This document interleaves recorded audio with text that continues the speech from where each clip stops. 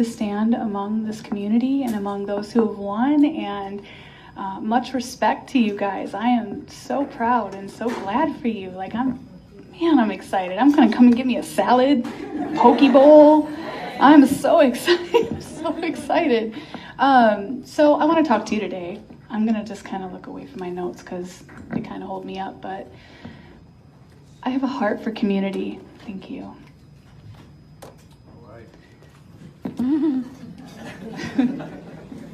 And I'm sorry, I may tear up, okay? So I apologize because I'm very passionate.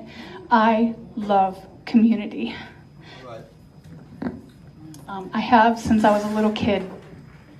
And I've always been about the family. I've always been about neighborhoods and people within the neighborhood. I am very much in touch with my roots. I grew up in the east side of Detroit, and then a little while after that in Roseville, just on the east side. And I was very, very connected heart-wise with my community. It's just in me for it. And so no matter what happened to me there, and a lot happened to me there, but I've always fought for the communities that I love. And I have to tell you, I've fallen in love with this community.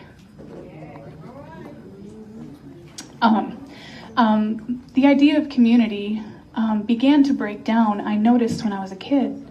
I was just a little kid sitting under my tree, hanging out on the sidewalk, and along came this neighborhood kid, lives across the street. He's probably 17, and I was probably 8 or 9. And he just come up and he starts talking to me. And I'm just enjoying the conversation with him. Nothing was wrong. And all of a sudden, the neighbor lady came out, and her eyes are bugging, and she's shaking. And she's like, "You get away from her! Get away! Get away now! Get away from her!" And I was like, what? What is happening? And that was my first encounter with fear in community and isolation.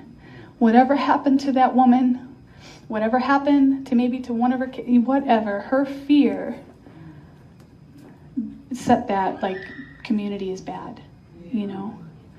And I have noticed that community is viewed as a bad thing. It used to be something beautiful. And I want to help restore the beauty of community again. Her trust was broken. As many of our trust gets broken when our neighborhoods break down and things happen, and there's trauma and things that happen in our lives, and we just begin to separate from our community. But what happens when we do that is we become like a branch who's become disconnected from the tree. If you see a branch that's cut off from its tree, it will not thrive. It will not grow. My heart is to reconnect people with their community. And I am all about the heart. All about the heart. And one of the ways, and what True Heart Project is telling a story of somebody within the community, of a business, of an organization, of some situation where it just shows the true heart of that individual.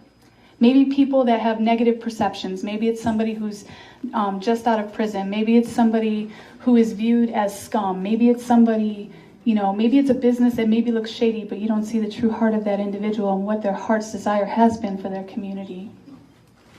True Heart Project wants to tell stories to help reconnect and rebuild trust amongst the community.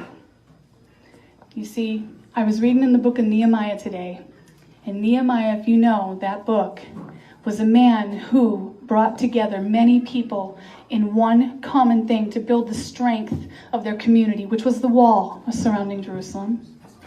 And he pulled together under one common vision, and that was to strengthen their community. He did not want their community to be a byword among the nations anymore. And I feel that way about this city. True Heart Project created a video about Flint, and I'm going to tell you, I didn't like it. It wasn't the quality that I wanted. It didn't capture everything I wanted.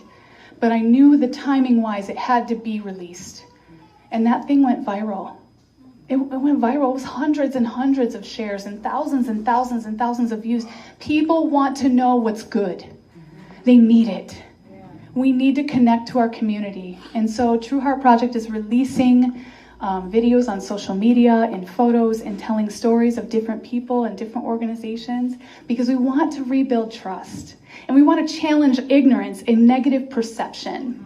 The last one that we just produced was, and I'm so proud of it, was Juneteenth. We did a video on Juneteenth. It was such a labor of love. When we released it, I was shaking. I felt like I had just given birth, and it was so vulnerable because I had poured my heart. I want so many people to know the significance and the impact of this day, and so many people are ignorant. And I wanted to combat that so they can connect on a deeper level with our history and culture. And so that's what True Heart Project does. I want to challenge negative perception. I want to challenge ignorance. And I want to help people to see each other through the eyes of love again, and to connect and to rise up and take their place within their community. There are places that people need to rise up, but because of isolation, they've taken a step back into their homes. And so through these stories, I want them to take up their place. I want them to get the courage to love again and to be a part of their community again. And that's it with 4 seconds to spare. Thank you.